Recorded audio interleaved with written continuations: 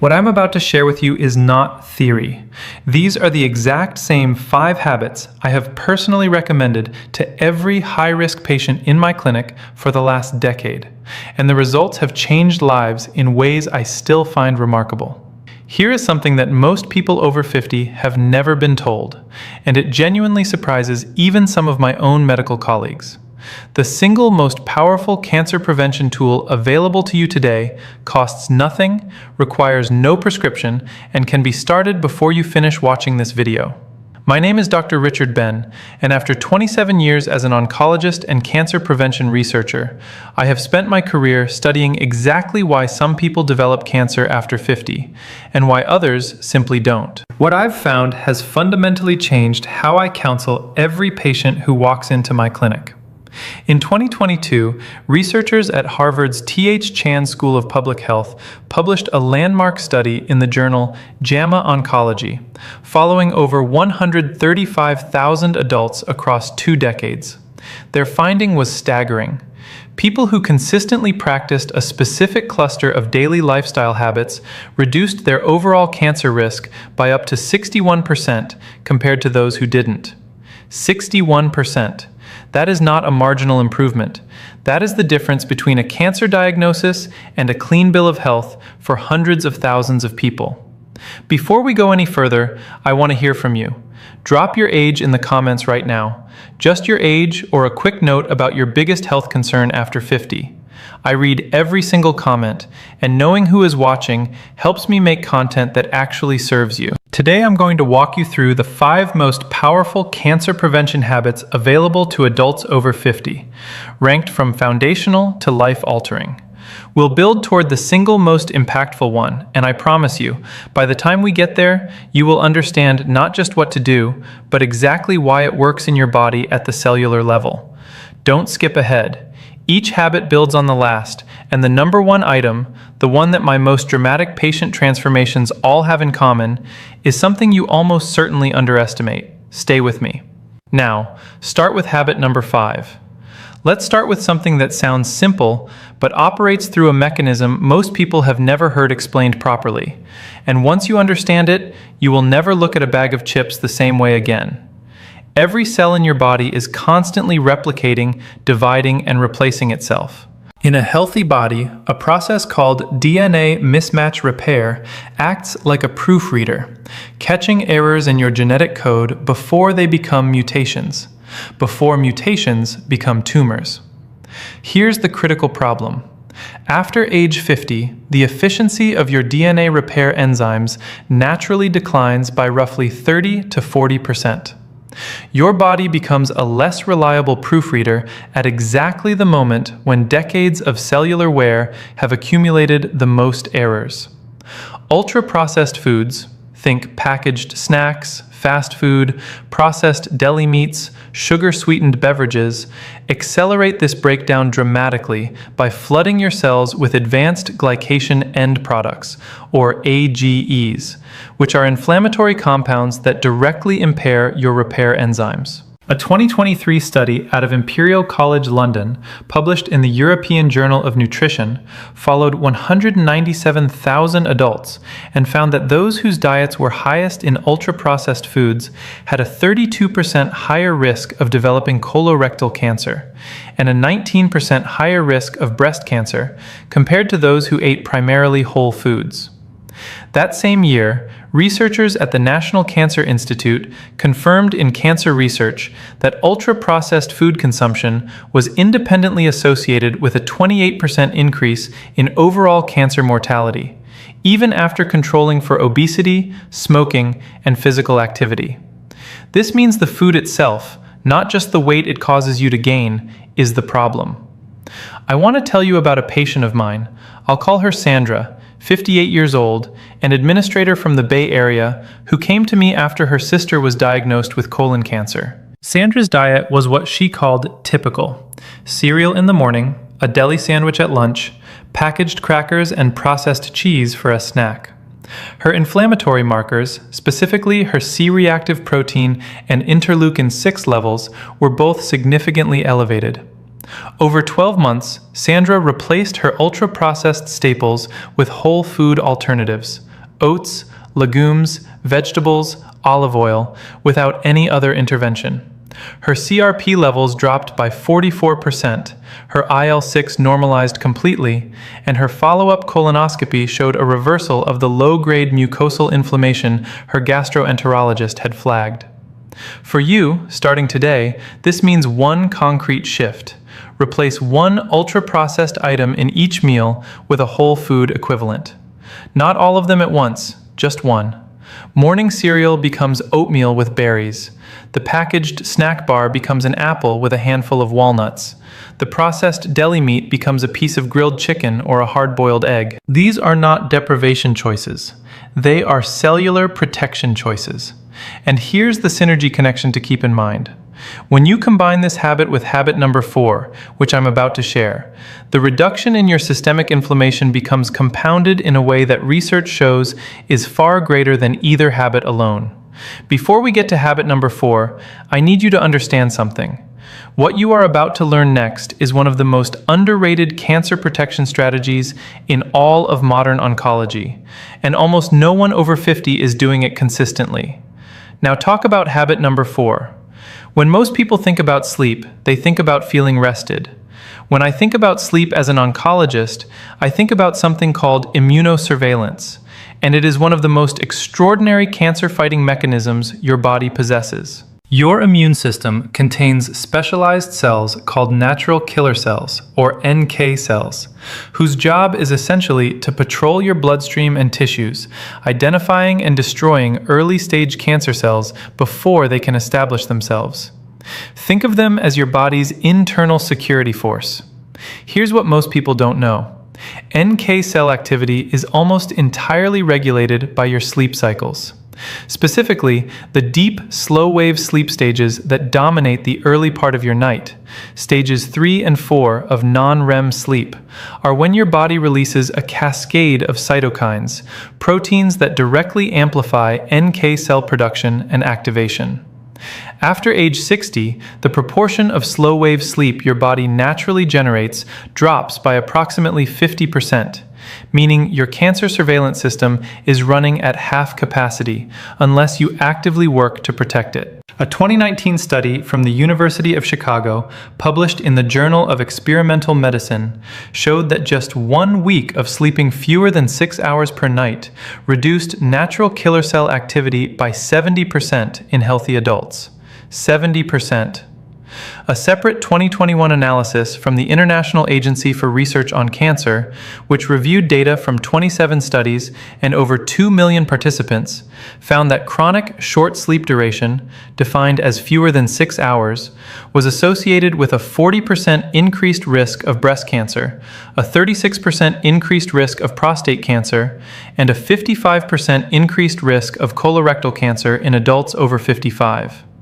My patient Robert, 63 years old, a retired engineer who prided himself on functioning well on 5 to 6 hours of sleep, came to see me following a precancerous polyp finding. Robert was not obese. He didn't smoke. He exercised regularly, but his sleep was fractured and short. We implemented a strict sleep hygiene protocol, a consistent 10:30 p.m. bedtime, complete light and device darkness after 9 p.m., a bedroom temperature of 67 degrees Fahrenheit, and a magnesium glycinate supplement to support slow-wave depth. Within 8 weeks, his self-reported sleep duration had increased to 7.5 hours, and his objective sleep tracker data showed a doubling of his deep sleep stages. His NK cell count, measured through follow-up blood work, increased by 38%. For you, the most actionable starting point is what sleep researchers call anchor sleep. Committing to the same wake time every single morning, even on weekends, because your wake time anchors your circadian rhythm far more powerfully than your bedtime. Set that alarm, keep it. Even 1 week of consistent wake timing measurably improves sleep architecture in adults over 50. And when you pair optimized sleep with the dietary changes from habit number 5, your body's inflammatory baseline drops to a level where your immune surveillance system can function the way it was designed to. But as powerful as these first 2 habits are, they are preparation for what comes next. a habit that directly intervenes in the biological clock of your cells in a way that scientists only fully understood within the last 15 years. Now start with habit number 3. I want to reframe something for you right now because the word exercise carries a weight, a sense of obligation and effort that causes most adults over 50 to tune out. What I'm about to describe is not exercise in the way you're thinking of it. What I am talking about is purposeful daily movement, and its effects on cancer biology are so specific and so profound that I believe it deserves its own medical specialty. At the heart of this habit is a molecule called insulin-like growth factor 1, or IGF-1. IGF-1 is a hormone that promotes cell growth, which is exactly what it sounds like, both useful and dangerous. In youth, IGF-1 drives healthy development. But after 50, chronically elevated IGF-1 levels, which are directly driven by sedentary behavior, act as a fertilizer for cancer cells, accelerating their proliferation. Regular, moderate movement is one of the only lifestyle interventions proven to lower baseline IGF-1 levels and simultaneously upregulate a tumor-suppressing protein called p53, which functions as your cell's most powerful internal stop signal against malignant growth.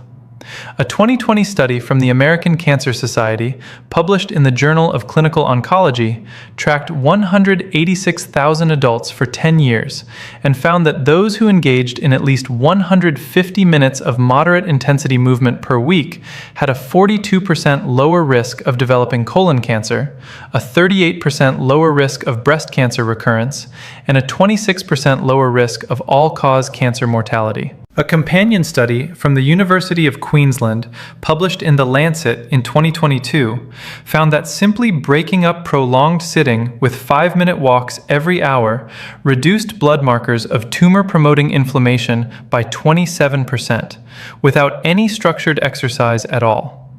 My patient Eleanor, 71 years old, came to me 2 years after a stage 1 breast cancer diagnosis. She had completed treatment successfully, but was terrified of recurrence. Eleanor had arthritis and couldn't run or do traditional gym workouts. We built her a movement protocol around what she could do. 20 minutes of brisk walking after breakfast, standing while watching television in the evening, and 5-minute stretch and walk breaks every hour during her sedentary afternoon reading time. At her 12-month follow-up, her IGF-1 levels had dropped by 23%. Her oncologist noted significantly improved NK cell counts in her blood work, and she described her energy and mental clarity as completely transformed. For you, the implementation is this. Start with a 20-minute walk after your largest meal of the day. Research from Stanford, published in 2021, confirms that post-meal walking specifically suppresses postprandial glucose spikes, which independently fuel cancer cell metabolism by up to 33%. You don't need a gym, you don't need equipment, you need your own front door and a consistent commitment. And when this movement habit is layered on top of the sleep optimization from habit number 4 and the dietary overhaul from habit number 5, your IGF-1, CRP, and IL-6 levels, 3 of the most important cancer-promoting molecules in your body, can drop in a way that no single intervention achieves alone. Now, if you are finding value in what we're covering today, I want to pause and make a quick request. Please subscribe to this channel, hit the like button, and share this video with someone over 50 who you care about. This content takes months of research to produce, and your support allows me to keep making it freely available. Now, habit number 2 is one that surprised even me when I first reviewed the evidence, because it's something we all do every single day, and almost no one is doing it with their cancer risk in mind. Now, habit number 2. I know what you may be thinking. Stress management sounds soft. It sounds like a wellness buzzword, not a clinical intervention. I want to share with you exactly why that perception is dangerously wrong, and why, in 27 years of oncology, I now consider chronic psychological stress to be one of the most under-discussed drivers of cancer after age 50. The mechanism is a molecule called cortisol, your primary stress hormone. Short-term cortisol release is healthy and adaptive. It's your body's emergency response system. But when cortisol is chronically elevated, as it is in people experiencing persistent stress, anxiety, grief, loneliness, or unresolved trauma, it triggers a cascade of biological consequences that are deeply relevant to cancer biology. Cortisol suppresses the expression of BRCA1 and BRCA2, your two most critical DNA damage repair genes. It upregulates an inflammatory pathway called NF-kappa B, nuclear factor kappa B, which directly promotes tumor cell survival and resistance to apoptosis, the natural cell death process that eliminates damaged or malignant cells. In plain English, chronic stress tells your body to keep damaged cells alive rather than killing them, which is the biological foundation of cancer. A 2022 study from Ohio State University's Comprehensive Cancer Center, published in Nature Immunology, found that chronic psychological stress reduced tumor-infiltrating lymphocyte activity, the immune cells responsible for attacking cancer, by 48% in adults over 60. A 2023 meta-analysis from the Karolinska Institute in Sweden, drawing on data from 16 studies and nearly 500,000 participants, found that adults with clinically elevated chronic stress markers had a 43% higher risk of developing hematological cancers, including leukemia and lymphoma, and a 31% higher risk of lung cancer compared to low-stress controls. My patient David, 66 years old, a recently retired executive who came to me describing himself as finally relaxing, had blood work that told a completely different story. His cortisol rhythm was inverted, low in the morning when it should peak, and elevated at night when it should be near zero. He had developed what researchers call allostatic load, a state of chronic biological stress imprinting even in the absence of perceived stress. His BRCA1 expression was measurably suppressed.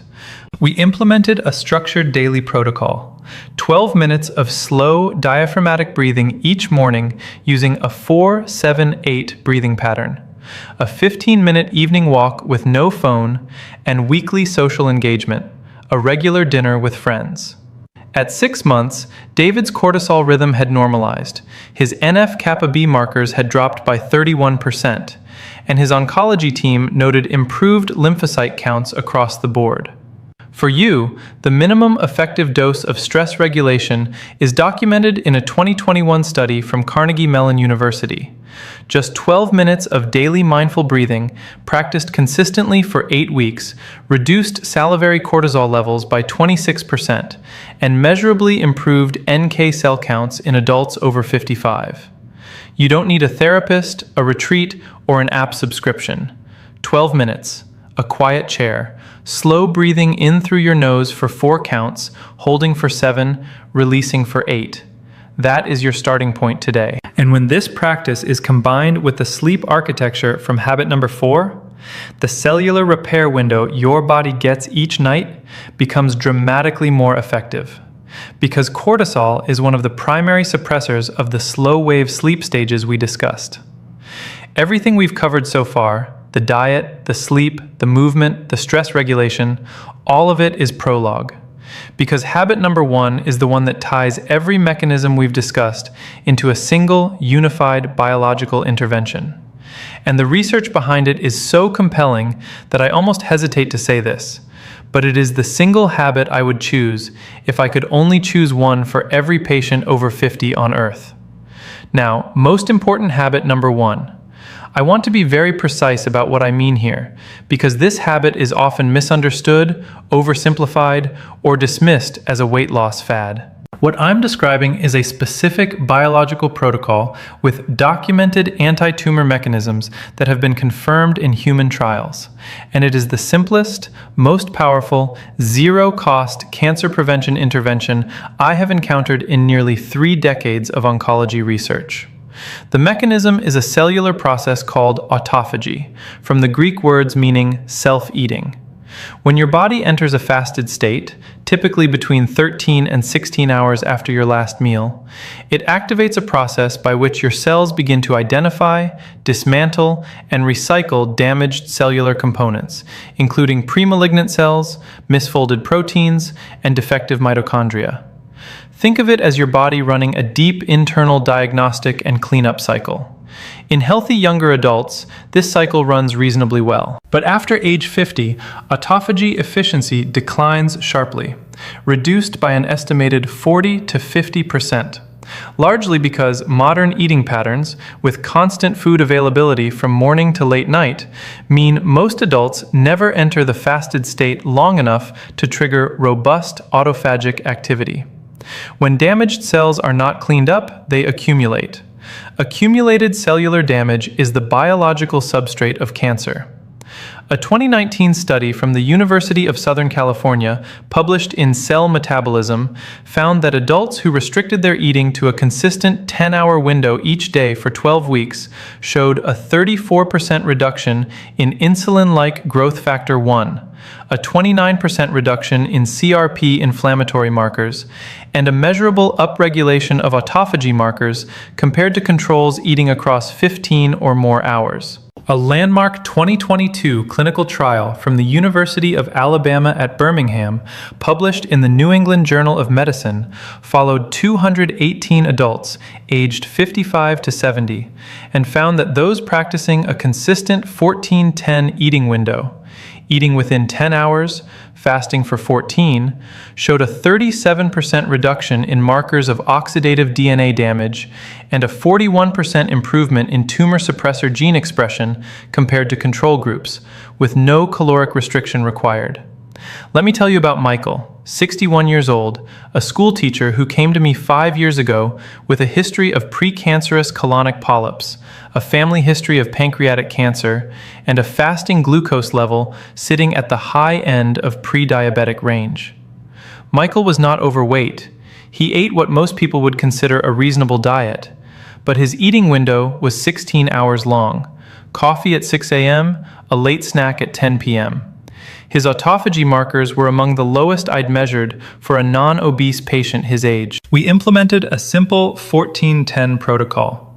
His first meal at 8 a.m., his last bite of food by 6 p.m., water and black coffee freely throughout the fasting window.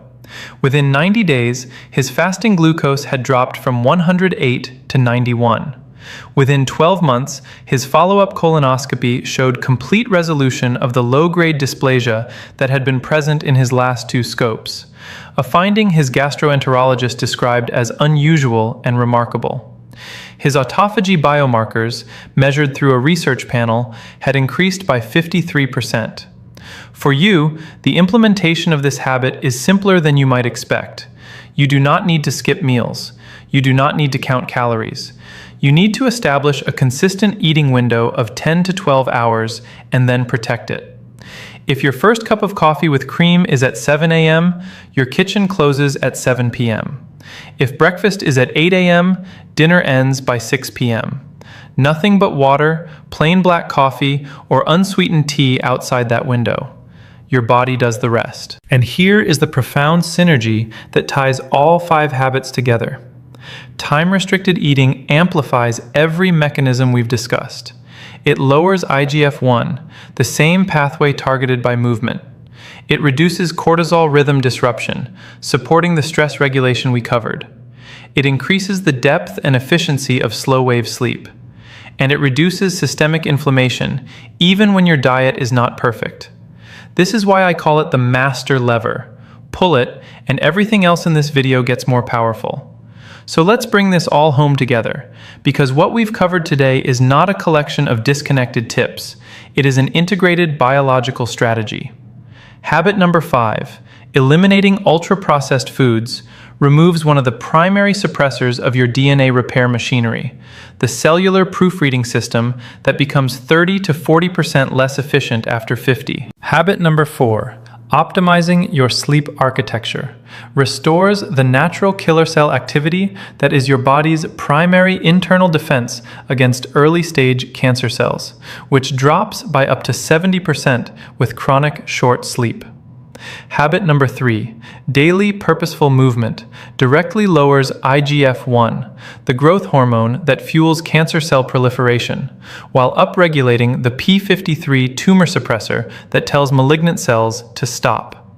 Habit number 2, strategic stress regulation, normalizes the cortisol rhythm that suppresses your two most critical DNA repair genes and keeps damaged cells alive longer than they should be.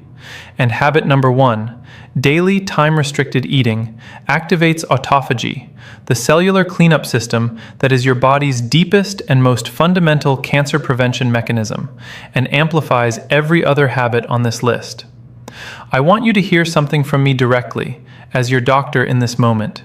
It is never too late. The research I've shared with you today does not come from studies of 30-year-olds with perfect genetics. It comes from studies of people exactly like you, adults in their 50s, 60s, and 70s, who made targeted lifestyle changes and produced measurable, documented biological improvements. Your cells are not fixed. Your risk is not sealed. Every morning you wake up is another opportunity to shift the conditions inside your body. Now I have one final question for you. Of these 5 habits, which one are you going to start this week? And what is the biggest obstacle standing between you and that first step? Tell me in the comments. I genuinely want to know, and I will respond. If this video gave you something valuable today, please hit the like button, subscribe so you don't miss what's coming next, and share this with one person over 50 who deserves to know this information. Your future self is counting on the decision you make right now. Take care of yourself, because you absolutely can.